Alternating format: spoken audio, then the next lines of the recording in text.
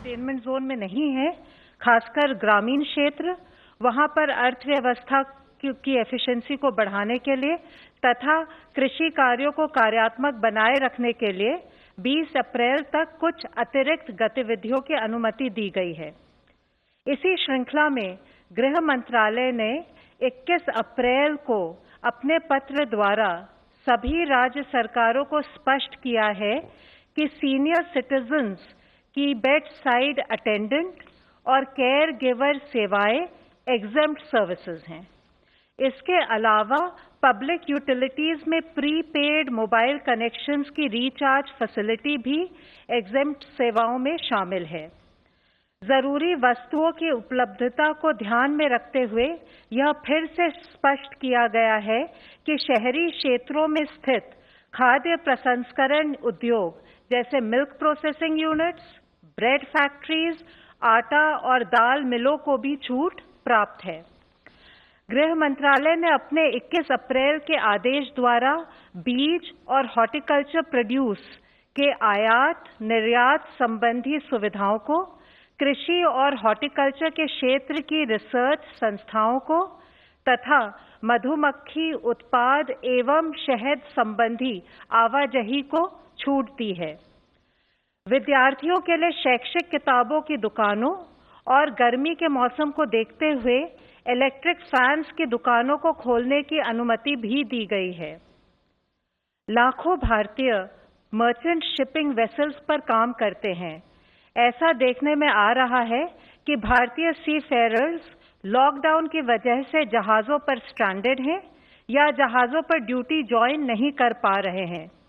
इस वजह से ये चिंता भी है कि अन्य देशों के सी फेयरर्स ऐसे जहाज़ों पर भारतीय सी फेयरर्स की जगह ले सकते हैं। इसको मद्देनजर रखते हुए सरकार ने उनके साइन ऑन और साइन ऑफ के लिए 21 अप्रैल को एक स्टैंडर्ड ऑपरेटिंग प्रोसीजर जारी किया है।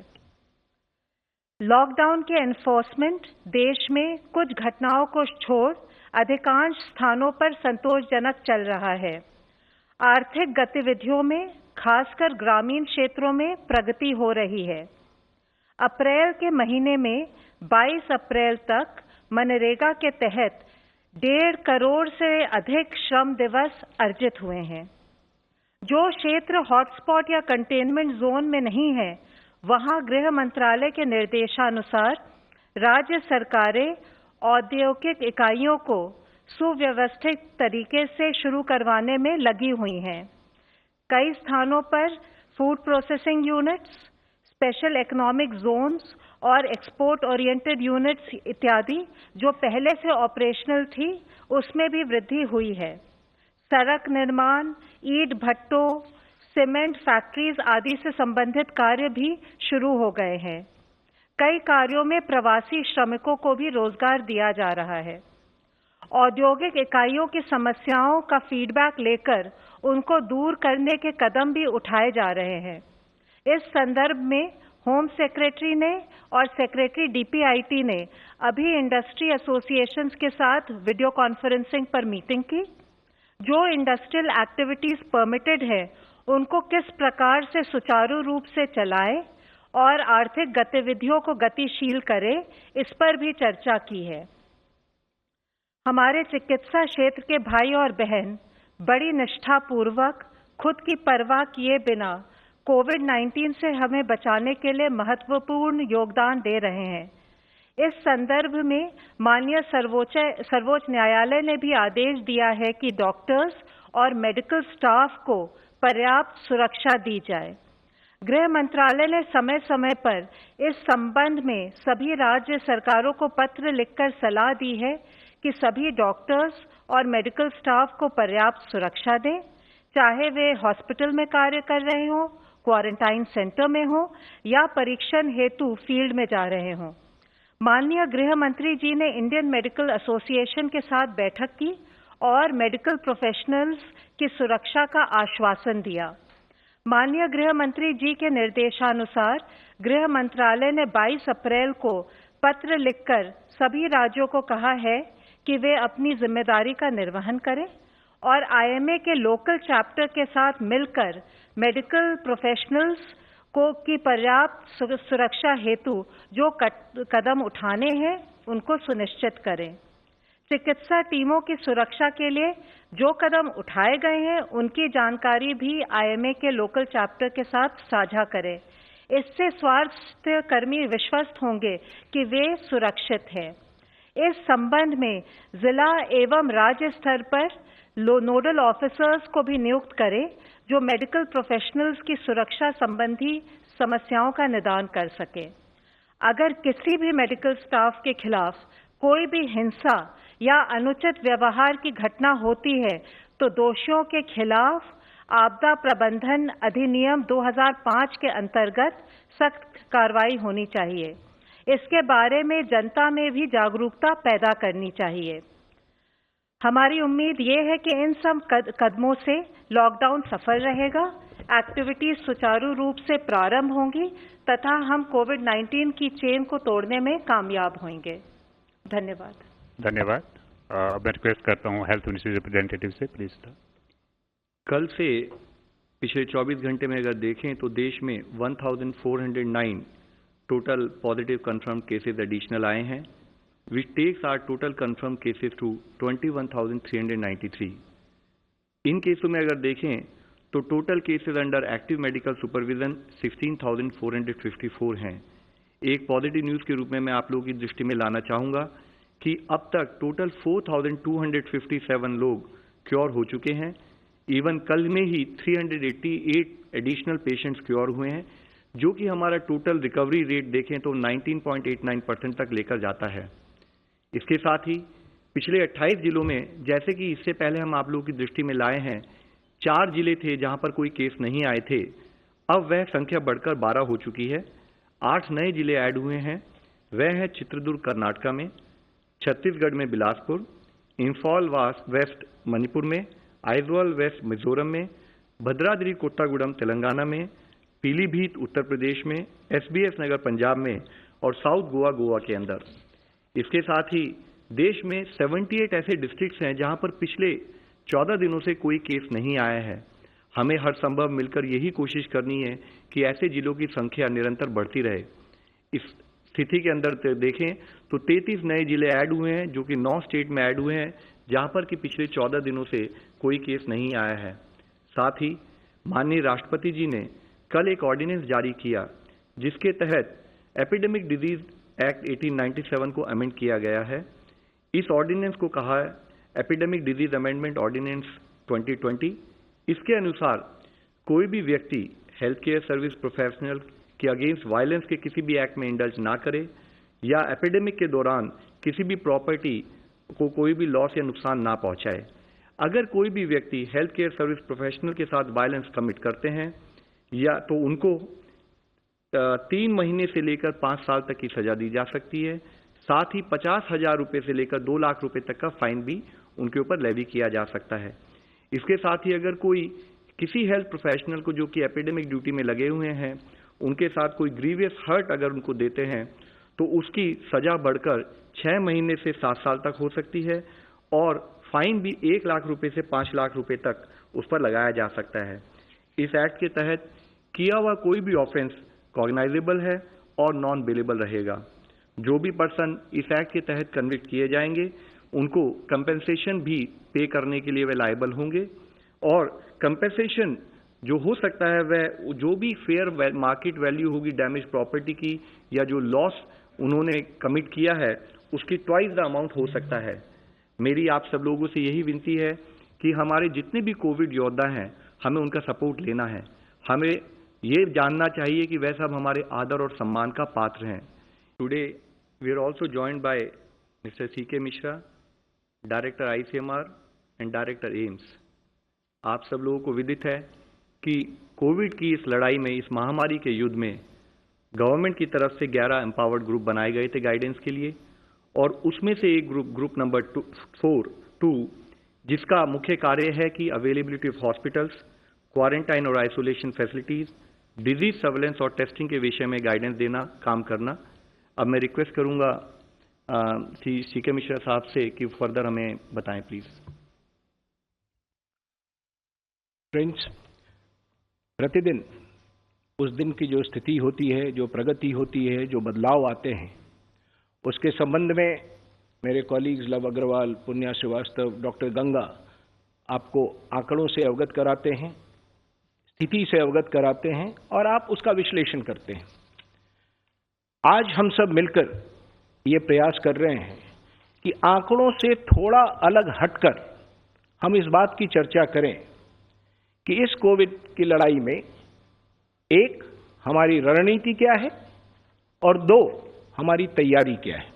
इन दो विषयों पर हम फोकस करना चाहेंगे। As you are aware, we are passing through very, very challenging times.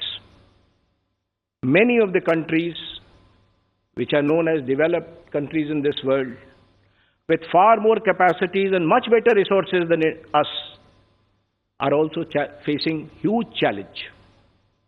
ये पृष्ठभूमि है जिसमें इस बात को हमें समझना पड़ेगा। और आज एक महत्वपूर्ण दिन है। आज लॉकडाउन के 1 महीने पूरे हुए। तो इस 30 दिनों में हम कहां थे, कहां पहुंचे हैं और हमने क्या तैयारी की है, इस पर संक्षेप में मैं आपके समक्ष सारी बातों को रखना चाहूंगा। The first and foremost issue is, what has this 30-day lockdown done? मुझे ये पूरा एहसास है कि this has brought hardship to many people, but we must express our gratitude to all the people of India who are facing this hardship today so that we can save lives in future. और हमारा मूल जो मंत्र है वो है कि हम जिंदगी कैसे बचाएं और लोगों को ठीक कैसे करें। 3 प्रमुख चीज हैं जिसकी ओर मैं आपका ध्यान आकृष्ट करना चाहूंगा जो 30 दिनों के लॉकडाउन में हुए हैं। पहला, we've been able to cut transmission, minimize spread, and increase the doubling days, as Love Agrawal has always been speaking to you. Second, we have been able to consistently ramp up our testing. And third, we have been able to utilize this time gainfully for preparing ourselves for the future if the virus spreads further. And anyway, whatever is required to be done, we will need to do.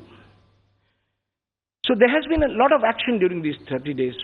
हजारों लोग, ना सिर्फ हम जो दिल्ली में बैठे हुए हैं, फील्ड में हजारों लोग इस कार्य में लगे हुए हैं और लोगों ने मिलकर और सरकार ने कई सारे ऐसे कदम उठाए हैं जिसने ये सुनिश्चित किया है कि इन these 30 days we remained more or less stable. And that is the first thing that I want to bring before you. And one of the critical tools, एक अहम हथियार जो हमने इसमें इस्तेमाल किया है वो टेस्टिंग है। और when I say testing, it is RT-PCR testing जो हमें बताता है कि मरीज को बीमारी है या नहीं है। अब अगर हम टेस्टिंग को देखें तो मैं सिर्फ एक आंकड़ा आपके समक्ष प्रस्तुत करना चाहूंगा। 23 मार्च को हमने पूरे देश में 14,915 टेस्ट किए थे। On the 22nd of April, we have done more than 5 lakh tests. If you do a rough calculation, it is about 33 times in 30 days. But we are conscious of the fact that this is not enough, and we have to continuously move ahead and ramp testing in this country. We will continue to do that. हमने ये भी देखा है और श्री अग्रवाल ने भी बताया कि इस अवधि में हमारे नंबर ऑफ पॉजिटिव केसेस में भी बढ़ोतरी हुई है और हमें उस बात को ध्यान में रखना है जब आप अपनी टेस्टिंग स्ट्रैटेजी बनाते हैं या हॉस्पिटल की स्ट्रैटेजी बनाते हैं।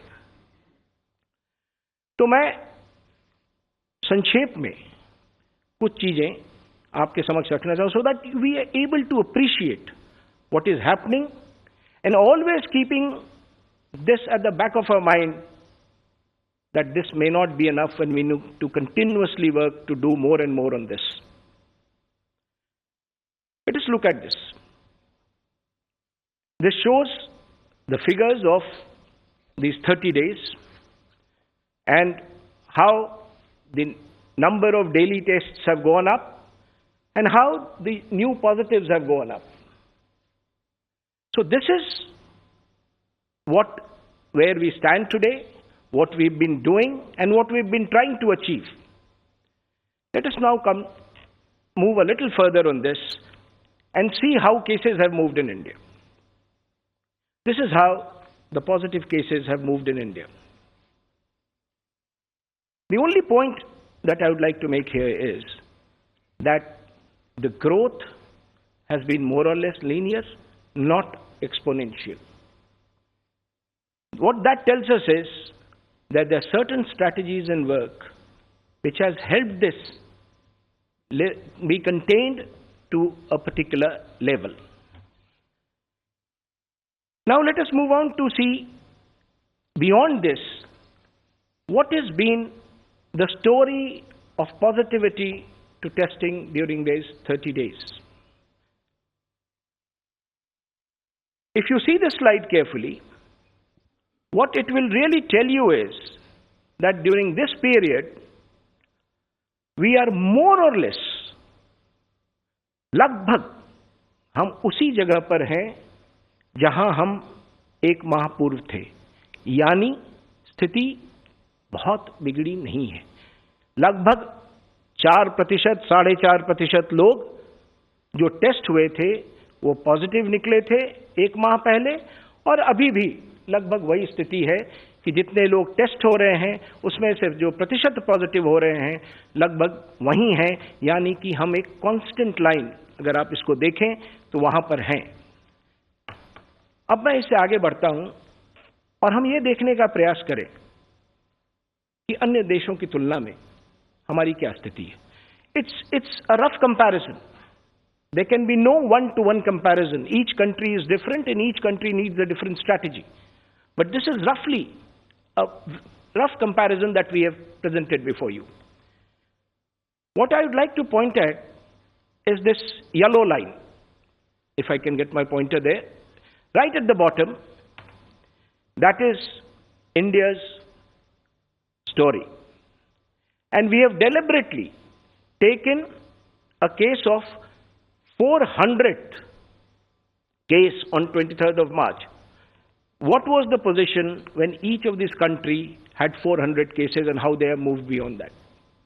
So this slide clearly tells us where we stand, and if you see, one of the countries which is, of course, done better is South Korea. But majority of the developed countries have had a story which is, it could be a combination of various things. This is not to say that we've done extremely well and things are going, but this is the current story. And based on this current story and the future projection, we need to evolve a strategy in this country. Let me also now just mention to you, while we are here on this slide, the fact that how has it happened in some of the other countries. So let me give you some numbers of that. If you look at the figures carefully, we are today at a 500,000 mark. 5 lakh test हमने आज किए हैं. US ने 5 lakh test 26 मार्च को किया था. They had found 80,000 cases to be positive. I'm giving you rough numbers. Italy ने ये मार्क 31 मार्च को किया था, and they had 100,000 people who were positive. 1 lakh लोग थे. यूके में ये समय 20 अप्रैल को आया, and they had 120,000 positives. Turkey में ये समय 16 अप्रैल को आया, they had 80,000 positives. इंडिया में ये मार्क 22 अप्रैल को आया और हमारे पास लगभग 20,000 पॉजिटिव केसेस थे. कहने का तात्पर्य यह है कि एक अगर वैश्विक तुलना हम करें तो we seem to be doing well so far with our strategy which is focused and very, very intensely focused on the areas where we see a lot of positivity and action happening. Of course, there are other countries which have done better. For example, South Korea has done better than this. So, given these facts, these actually, what do they show? These show that our testing strategy has been focused, targeted, and continues to expand. So that is the strategy. And this, I must say, is an evolving strategy. Because as we go on, we learn. हर दिन हम सीख रहे हैं. हर दिन हम सीख रहे हैं, अपनी स्ट्रैटेजी में बदलाव ला रहे हैं और इसको एक्सपैंड करते जा रहे हैं.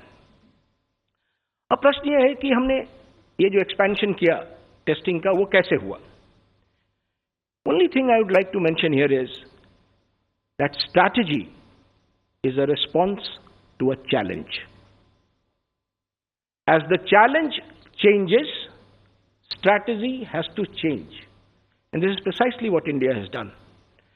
As the challenge kept expanding, the strategy kept changing, the expansion kept happening, and we will continue to do this in future also. So what is it that we did? Some of the quick points that comes to mind is, and please let us remember that it takes huge number of people across the country to implement the strategy on the field. We are a very large nation, very populous nation. So what we have done largely is, A, expanded the testing base, B, expanded the test base, where we test, and we have mobilized all resources that we have, public, private, resources of scientific institutions, resources of research institutions, resources of central university. Every possible resource has been put together, and we have actually decentralized these activities to manage logistics in an efficient way.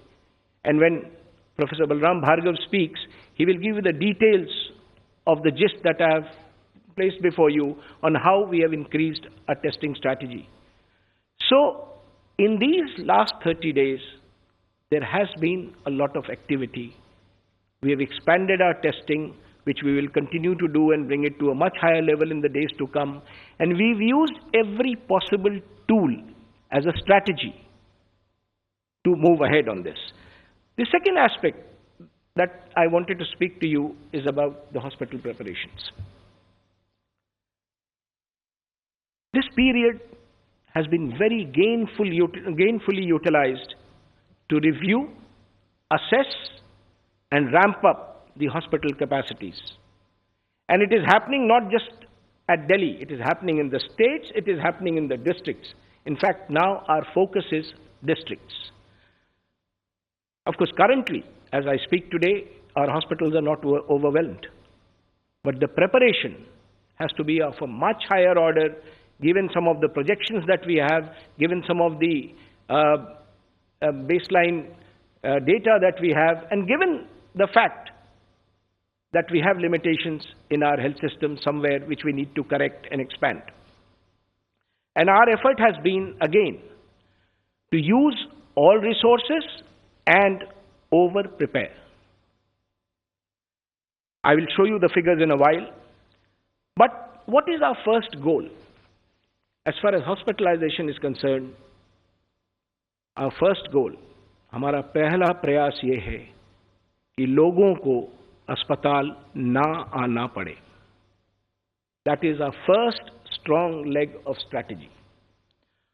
How will that happen? अगर लोगों को अस्पताल नहीं लाना है, तो जैसा माननीय प्रधानमंत्री जी ने बार बार देश के समक्ष रखा है, distancing, social distancing, discipline, and taking care of the vulnerable.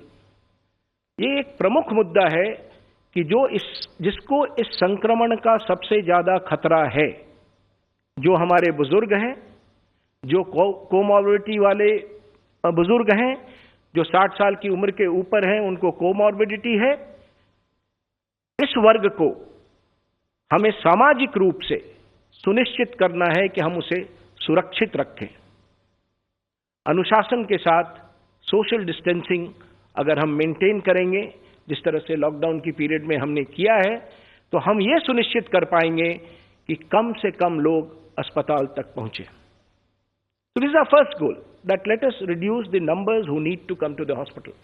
The second goal is,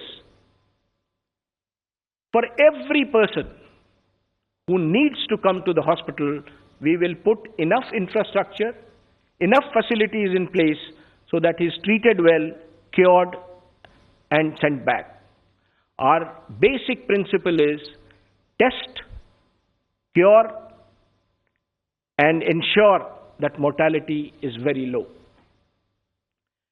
So, one of the things for those who need hospitalizations, we have worked out a strategy at the state and the district level. As I said, our focus is district, so that is where the entire action will happen. And every district in the country today, and we've been interacting with all of them, are day and night working towards preparing that. And let me give you a glimpse of that. This is how our structure will look like. A patient comes to our COVID care center, assessment is made whether he needs to go up to a dedicated, health center, or he needs to be retained there, isolated. Positive cases, non-positive cases, that triage will be there. So that is the point where it will be decided, where do we take the patient. Isolation facility is the basic care that we are having.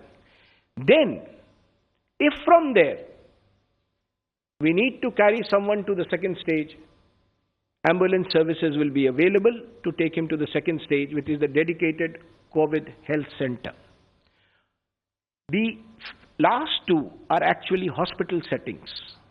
The first could be a hospital setting, it could be a hotel, it could be a lodge, it could be a hostel, it could be anything. It's basically quarantine or isolation facility. But the last two are actually hospital settings. And the second setting that we are saying, where people with medical, clinical, moderate clinical symptoms will go, is a facility with oxygen.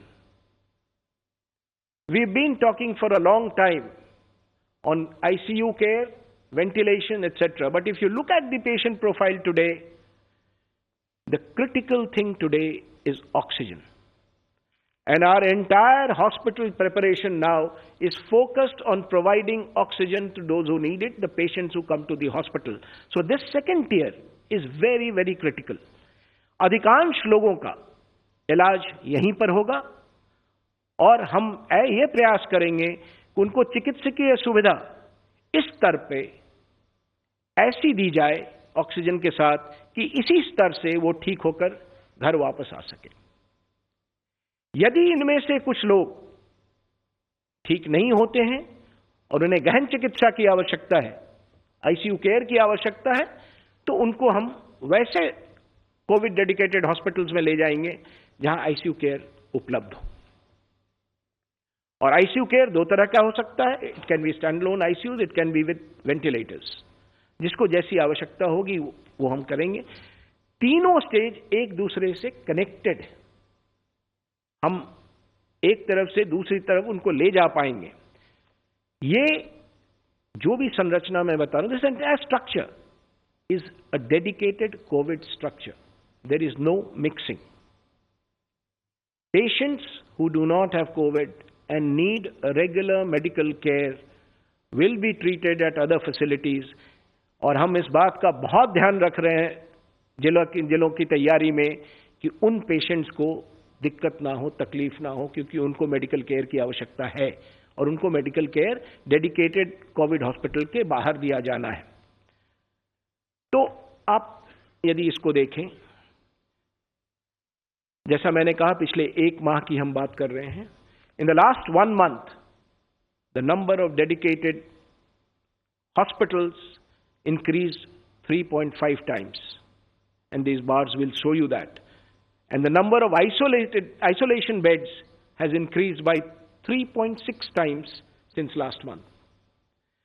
What I am trying to refer to is that we have used these 30 days to prepare and make sure that in the event we need to cater to more and more patients, we are ready.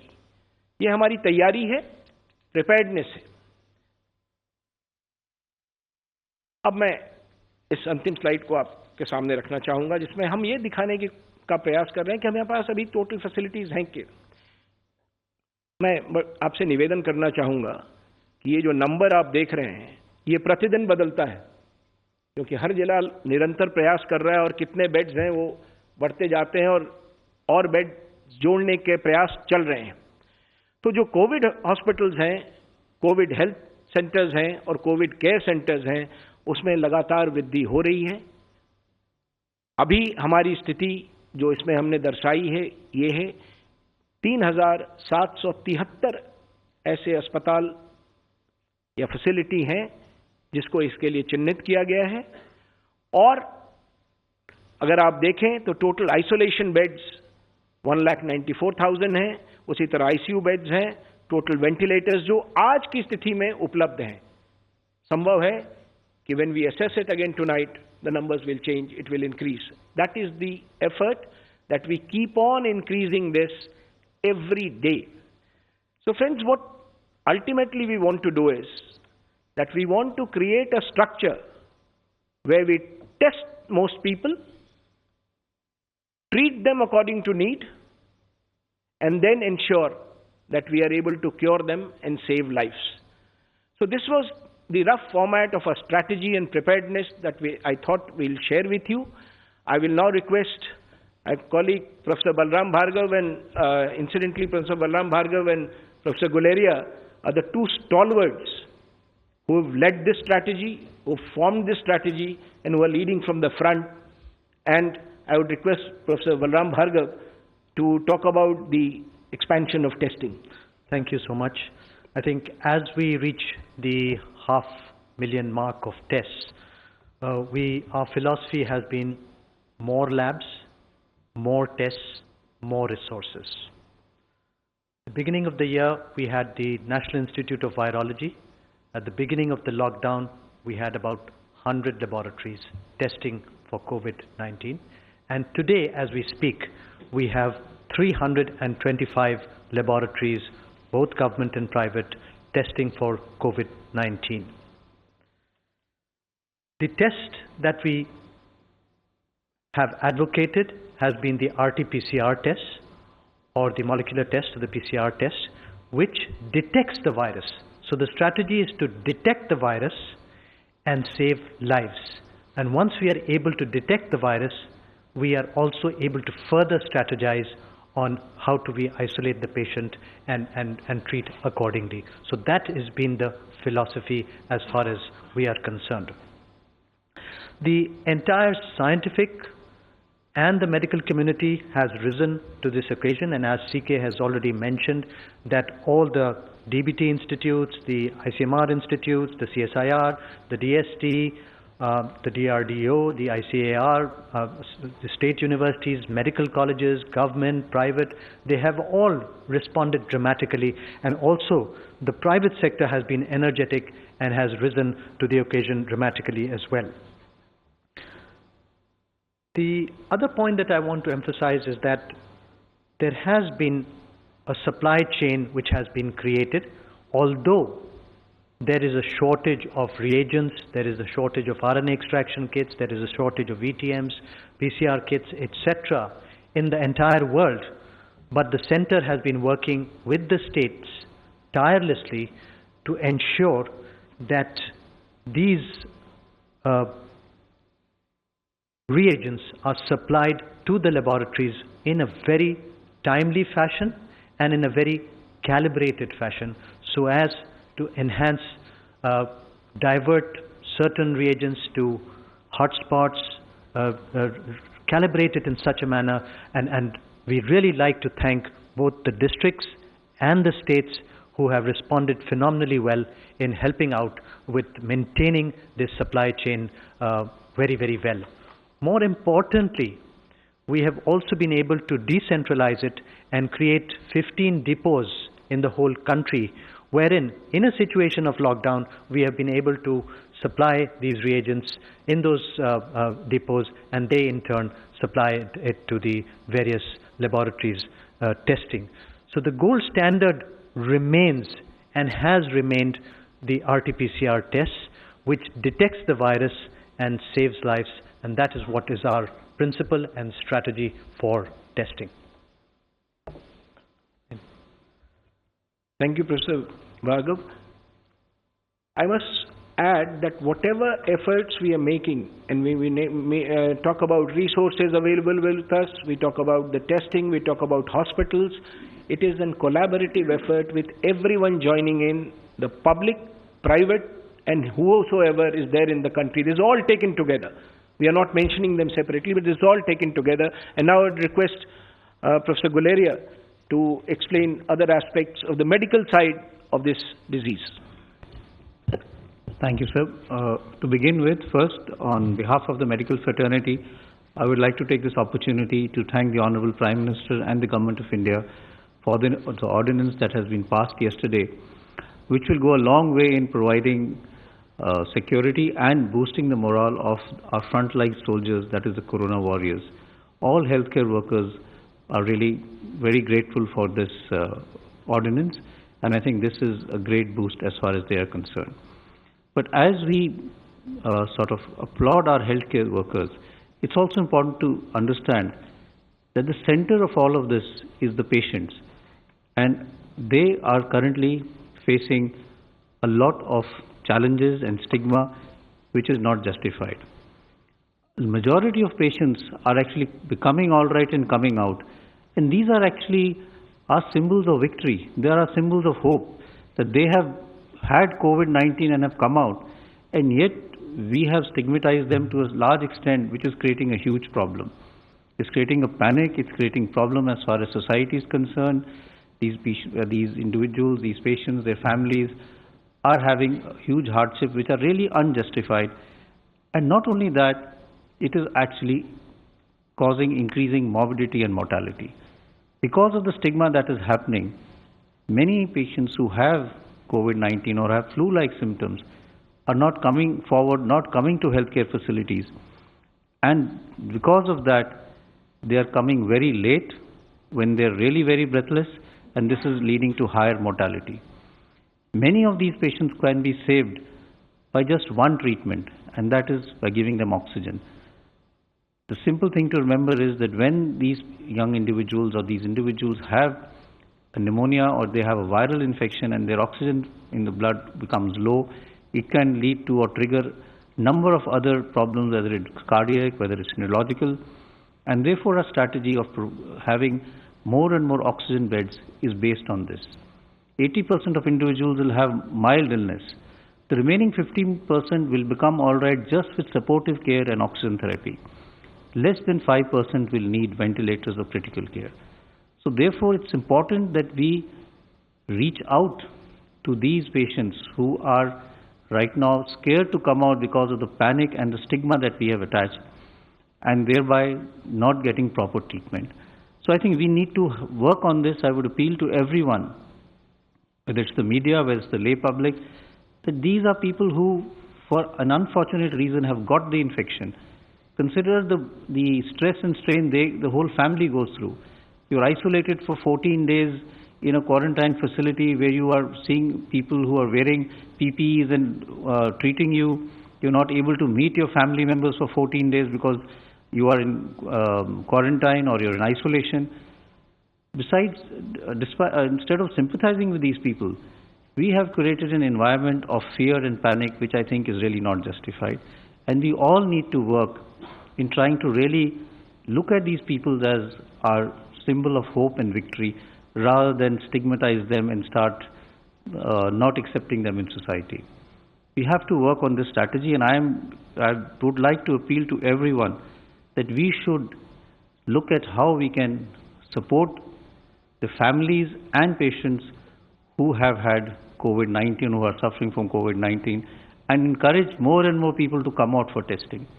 If you are tested early and reach the hospital early and treatment is started, it will save your life. If you don't come to the hospital and you have COVID-19 and you come in a state where you are gasping for breath, it will lead to higher mortality. Therefore, I think it's important that we encourage everyone to seek medical attention, get themselves tested. We have ramped up testing to a large extent. There is no shortage of testing, and we can thereby be able to support all these people who need to be tested. So I would really stress that we need to work on this. As far as treatment is concerned, a lot of new things are being done, but the primary treatment of COVID-19 is supportive treatment in more than 80% of patients and oxygen therapy in around 15% of patients with other drugs, and a lot of drugs have been tried. We have now started in various centers using convalescent plasma, that is the blood of patients who have healed and become all right and antibodies in their blood. And I'm very heartened to see that a large number of individuals, patients who have become all right, have come forward and volunteered to donate their blood, which shows the commitment that our citizens have when it comes to fighting COVID-19. We're also looking at newer drugs. Hydroxychloroquine and azithromycin is already being looked at, and various other repurposed drugs which are already available in our country are also being looked at as treatment strategies. And newer drugs which are available or which are undergoing clinical trials are also being looked at as part of multi-centric trials or international trials which the WHO is conducting. So there is hope as far as treatment is concerned, but I think at the end it's important to remember that this is still a disease which is not that serious. 90 to 95% of people recover, but if we have that stigma and we don't come forward, then we may land up in a situation where because of our delay in treatment, we may have higher mortality. So that is, I think, a very, very important thing that we need to keep in mind. Thank you very much, sir. Sir, after the detailed briefing as well as our preparedness and the strategy, I'm thankful to all of the members here, but still we can take one or two questions, sir, if the time permits. First is online question. What's happening with IMCT in Maharashtra? What is it okay?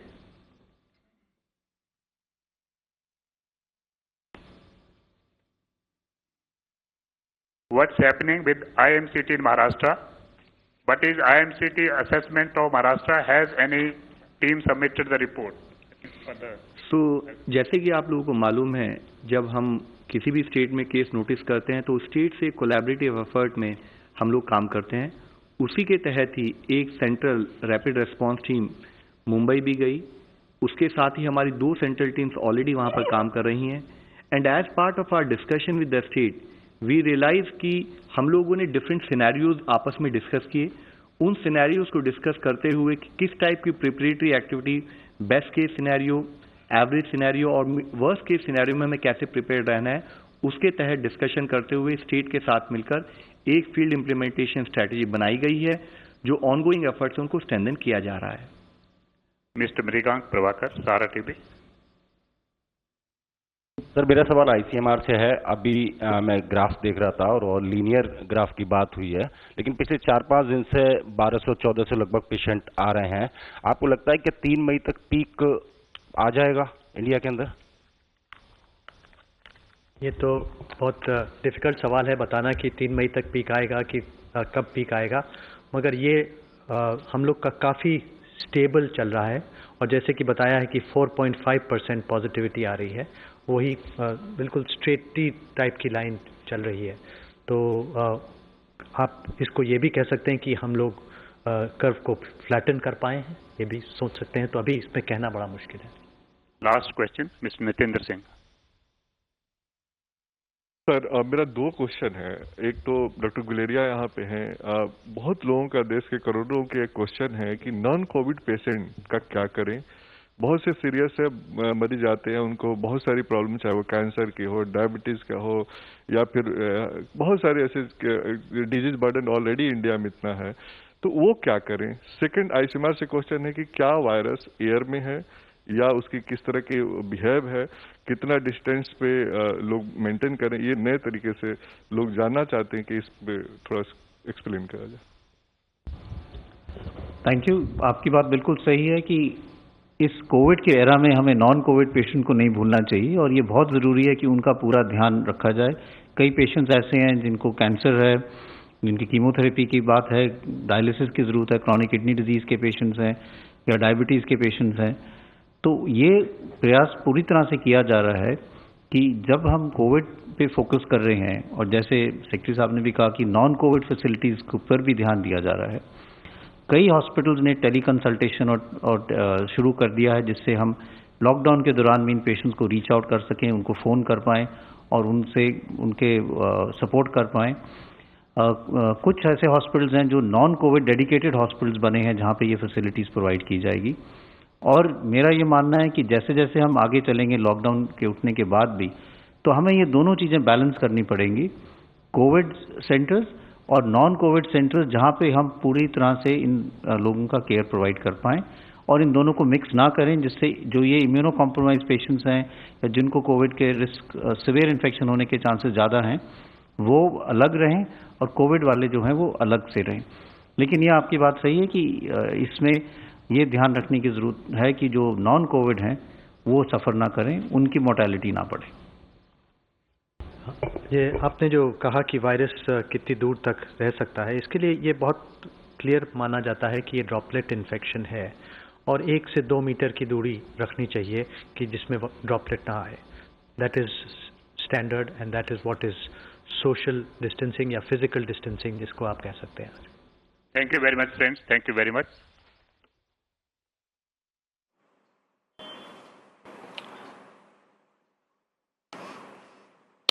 Okay, this has been a long extended briefing, remember, in marking 1 month of the lockdown and specifying all the measures that have been taken so far and declaring India's success, comparing India's condition status currently with the number of positive cases and fatalities with respect to other developed nations here, taking India as meeting with relative success in containing any further spread, saying that we have 21,000 plus positive cases so far, but in all 5 lakh have been tested.